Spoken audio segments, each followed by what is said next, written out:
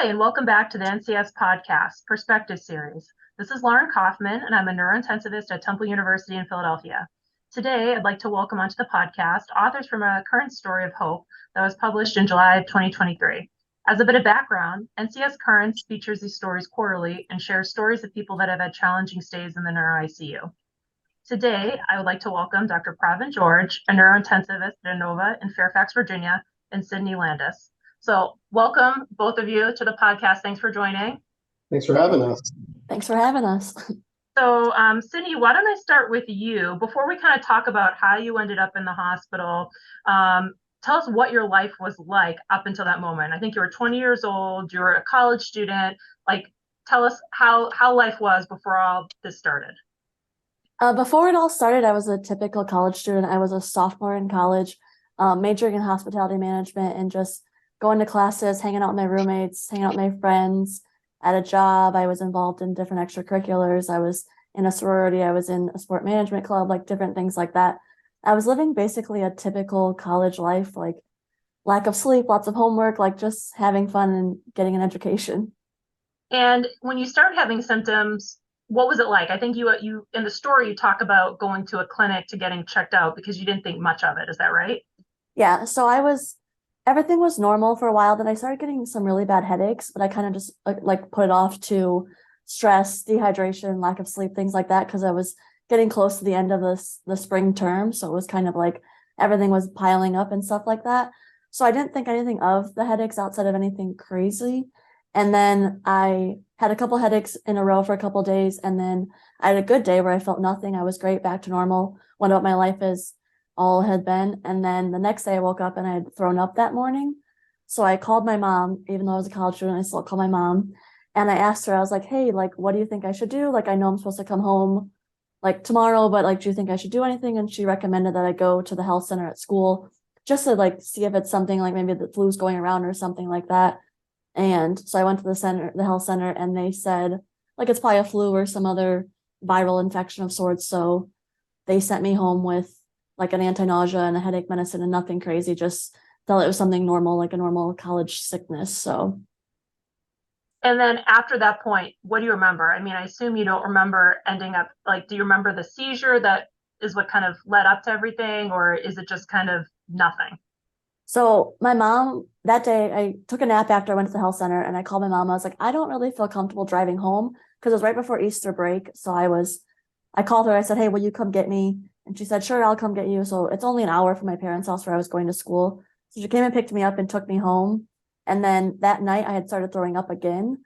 So I had thrown up all night long. And I remember that, like bits and parts of that, and like falling asleep on the bathroom floor. And the next day, my parents had to go to work because they weren't off that day. And then my sister went to school because she was still in high school. So they checked on me before they left for their day. And I remember them coming in and saying like, hey, like call us if you need anything. We're just minutes away from home. Like we can come get you or whatever we need to. So I went about my life. I felt fine. I fell back asleep. And then the next thing I remember, I don't remember seizing, but that's the last thing I remember is throwing up. And then my parents checking on me the next morning before they went to work and before my sister went to school. And that's the last thing I remember until the end of the story.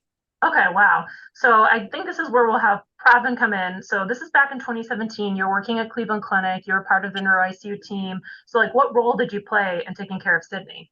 Yeah, so I got a phone call in the middle of the night regarding Sidney's care. I mean, it was actually from one of our residents who was seeing the case unfold, and he said, I think she may really benefit from being taken over to the Cleveland Clinic. I think her ICP is high, and I think that she actually has a treatable condition. It looks like she has a sinus venous thrombosis. I didn't have access to the images or anything, but given the story that he gave, we brought her over right away. We brought her right away overnight, and by the morning, we noticed that she was in a complete comatose state. Her parents were at the bedside, and they were kind of devastated at that moment. Seeing her with a breathing tube in, and just not looking so good. I remember that night calling our endovascular team in, and they evaluated the case. And as early as, I believe, 8 in the next morning, they took her down for the endovascular procedure, trying to figure out all of what was blocked off in her brain, and they found some very important veins that were just obliterated by this clot. So they went to work right that morning, and they were able to actually form a pathway through all of the veins, and they opened up the entire sinus area that was clotted off. And at that point, it was just giving her time, and she spent a lot of time in our ICU, recannulating a lot of those vessels, getting a lot of blood thinner medication, and just having her parents and her sister at bedside, and we got to know each other a lot. Just were you able to figure out what the underlying cause was for this?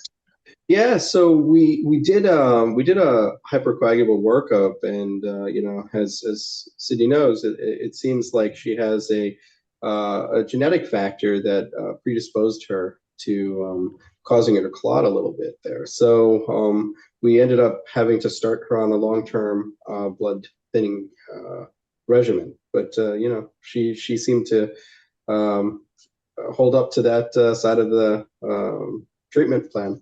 And now, Cindy, you were in the ICU for over a month. Do you remember any of that period, or is it just like nothing? It's very weird. I don't remember much of it, but there's certain things that are strange that come to me. Like I remember certain songs playing and like they trigger something.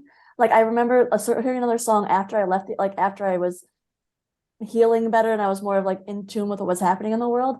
I remember hearing songs and I'd ask my mom, I was like, was this song playing when I was in the ICU? Or like, why is this song giving like this weird like memory to me? So like that was happening. And then one of the nurses that I think was in the step down unit, not the ICU, I remember her and I asked my mom about her. I was like, hey, because she's actually from my hometown. I was like, hey, was so-and-so's daughter my nurse? And she's like, why do you remember that portion of the whole time you were there? You just remember certain little random things, but I truly don't remember much else from that trip, from that stay in the ICU. I mean, to be honest, it's probably a time it's good you don't remember that. And I guess I'm interested, Pravin, she was in the ICU for a long time. I think you guys ended up recommending and moving forward with a trach and peg placement. Mm-hmm. With these difficult cases, sometimes the team thinks, what are we doing? Do we need to reconsider what we're doing? I know Cindy's super young. Did you guys ever lose hope, or was it always just, push forward? Yeah, so at certain points, sitting there with her dad and her mom, it was a lot of those discussions, do we continue to push forward? Because as we started getting to that 3-week point, a lot of people were, saying, should we consider the trach and peg? I mean, at some point, she's going to have to continue with long-term therapies and stuff like that. And that's when we did make the decision, late, albeit, to kind of go for a tracheostomy. I laugh at this because the day after she got the tracheostomy was the day she woke up. She opened her eyes and she was wide awake and she's like, "What's going on?" So it was a quick go with the trach, and I think she ended up going to the acute rehab or the long-term acute care. And while she was there, because she was so awake, I believe she pulled out her tracheostomy. And she's like, "I don't need this anymore." You remember this, Sydney? Yes, I remember, not wholly, but like my dad. It's a funny story because my dad was on duty that day because my parents would take shifts because my sister was a senior in high school, so they also had to like be a part of her life too and not just worry about me, even though mine was a little more serious than hers at that point. But he was on duty that day and he turned around to grab a coloring book or something for me to do with him, and I just turned back around and I had it in my hand, and he was like, "Oh God, this is not good." So he like scrambled to go get the nurse, and then she came in and then tried to open the new trach and it flew all over the place. And it's just a story that my dad and I laugh at to this day. But at that time, it probably wasn't funny, but I still think it's funny. But oh, it's good to, have some sense of humor about these things. yeah. What do you think was the most challenging part of your recovery? That's a great question. I think just the not being able to do everything I could do before. I think it was like the mental adjustment, like I could do everything on my own. And at that point, I couldn't do everything on my own. So it was the hardest part for me to be like, I can't do this on my own, but it also helped me realize like I have to dedicate my energies to therapy, like physical, speech, all of the things I had to do to get back to normal if I wanted to be back to normal again. Because it was such a challenge for me to be like, I was a college kid. I was out on my own. I was out of my parents' house. I was living my life, making my own decisions, doing my own thing on my own time. And at that point, I couldn't physically do the things I was still doing. And mentally, I was like still not 100% there either. So it's kind of like, I would say things. I was like, I don't know what you're saying and things like that. So it was like frustrating too for me because I couldn't always articulate what I was trying to say. Like on the first try, at least, I would say something. I was like, do you mean this? I'm like, yeah, that's what I said. She's like, no, you said this. So it's just an adjustment period for me, like physically and mentally, to like get past that into a state where I could be on my own again and do things like I had been doing before. But it was a long journey, but Mhm. I'm And along grateful for that journey. what is it that kept you motivated, like kept you going and, kept pushing you? I think it was like the support system I had with like Dr. George and the nurses and the other doctors that were there, and then like my family being there all the way through it, and then all the other visitors I had from like my friends and other people in my life, just having them come in and like being so worried about me in a time that I don't remember any of it, and then them just being like so relieved to see me awake and like functioning and things like that, that I was like, they went through this hard thing. Like I did too physically, but I don't remember any of it. They have to deal with all the memory of it. So I think for them, I had to, for myself and for them, I had to recover and get back to normal and let them see that I'm back to the Sidney I was before and things like that. And what would you have any advice for other people that are kind of going through similar experiences, whether it's the people dealing with it or their family members and caregivers? The people dealing with it, I think it's as hard as it is to do after saying it, or what am I trying to say? It's easier said than done. So I think you just have to find something, whatever it is, whether it be the people in your life, the career you want to have, the like you want to write a book, like whatever you have to do to get you through it, you have to target on something that you can narrow your focus that drives you to get up every day and give therapy or give whatever your full 100%. Because I think that was what for me is like, I'm as a sophomore in college, like I want to get a degree, I want to have a job, I want to have a family, I want to live this life that I was always dreamed of my whole life. Like I have to get to that point. So I was like, my life's not ending or stopping here. Like I have to push through to see the end of it, like see it through. And then for the people that are the supporters and the surrounding folks in those people's lives, just be patient, but also be strong-willed in the fact that your strength helps more than they realize. Like everyone says that, but truthfully, having strong people around you to support you and love you, and just to be there to help you do the things that you used to do on your own, that they can help you do things like eating, going to the bathroom, like writing your name, things like that. Like it's better to have the support system, and the support system goes a long way. So be that support system in whatever way it works for that individual, whether it be going to see them, talking to them, treating them like normal, like whatever it is. Like for me, I didn't want to be like the patient and like everyone was focused on me and things like that. Like I just want to live a normal life, but like recover. So it was kind of hard for everyone involved, myself included. Like, I don't need your help. I don't need this, but I did. But then my mom's side too, or my parents and everyone's support side of it too, was like, we just want to help you, but like you not wanting our help is frustrating. So like you have to find that safe space and that ground that you guys can find together that works well for moving forward. And is there anything you wish like the care team like had done? I mean, it's probably tough because you don't remember much, but I guess for us as like people that take care of patients, like what can we do to like help people get through this? I think it's just staying positive, and I know it's hard because like medical professionals want to say the truth and things like that, but I think at some point there has to be a point where you can read the people that you're telling the news to and how to tell it. Because I think my mom, from her experience, like someone in there was like, well, we don't know what's going to happen. Where like Dr. George would come in and say, we have confidence that like it's going to work out. Like we're going to do everything we can do to help her get to wherever she can get.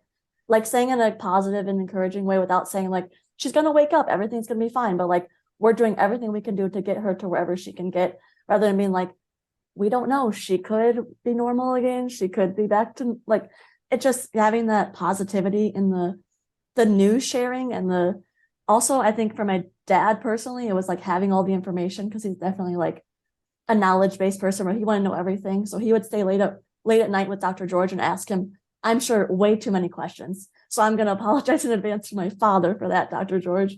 But he always wants to know everything from A to Z about everything. So I'm sure for him, like, it's about reading the people, because my mom needed the positivity, my dad needed the questions answered. So it's kind of about finding that ground with the patient and the caregivers and the lovers and the family around them, that you can kind of feel what works best for them and what's going to help them along the journey. Yeah, I mean, that can be a hard balance to find where you, like, at least for me, I want to be honest and communicate what's going on, but you still do, like you said, being positive, Yeah. So I think it's something we all have room to work on. Yeah. And I think it's easier said than done too, because like I'm not a medical professional. So I know sometimes you have to tell the hard truth, and that's just how it is sometimes. So now, a more positive way to end the story is I think you returned to college less than a year after this all happened. Were you back to your normal self, or like were you still kind of working on things? Both. So I went back to school, but I had signed through my outpatient therapy. We had talked about how I could go back to school and how things would work for me. So I'd worked with the department at school that gave extended time and things like that. So I talked to them and I got extended time for the first semester back, just to take tests and things like that, because we didn't know, like I hadn't been in a class. Like I did great with speech therapy and things like that, but I hadn't been back in a classroom since pre-stroke. So they were like, we don't know how you're going to absorb information, how you're going to take tests and things like that. So they wrote me notes and things like that. So I got extended time, and all my faculty knew about the story and everything like that, because I went to a smaller university, so everyone knew.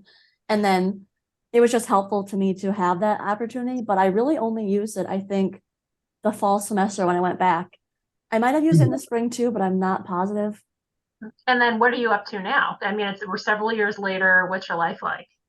I now live in Buffalo, New York, so I moved away from Ohio. I'm working at the University of Buffalo here, doing something a little different than where I thought my career would go, but still some parts of it are still there. I'm doing a small bit of events, but I'm also doing more higher ed things now. I don't know what I'm trying to say, but yeah, I live here 4 hours from my parents, so it's been an adjustment there too, because my mom still worries about me every day. So if I call her and she's like, "Oh, you have a sniffle, are you okay?" And I'm like, "Yep, mom, it's just a cold." She's like, "Are you sure? You want me to come up there?" I'm like, "Nope, I'm good. I'll call you if I need you." And everyone in my life knows that too. Like my mom is very worrisome, and I don't think she's really fully processed the whole thing yet still to this day. I don't know if she ever will, truthfully. But like I joke about it and it's fun. It's not funny to me, but like I have to make joke of it and light of it now, because of like I'm living a life I always thought I would, and I'm healthy and everything's going well in my life currently. So I just like, you can't spend life and always in the seriousness of everything. I'm like, it happened, we're moving past it, we're good. But That's it's a not great always, outlook. yeah. And what I really want to hear is, this happened 5 years ago, and you and Pravin were able to reconnect, or I think he reached out to you because I'm always asking my friends for stories of hope, and he's like, I got one, and he put this together. But years had passed. So how did you guys stay in touch? I just think that Dr. George played such a big part in our family's lives that we just continue to like check in, and we're friends on Facebook. And like I will, to the day I die, will always support Dr. George in whatever he does, and will stand by him and whatever. Like he'll be invited to my wedding one day, like everything about him, because he is just such a great part of I don't even say like as a healthcare professional, I say as like a member of our family. Like he truly helped my parents so much through it.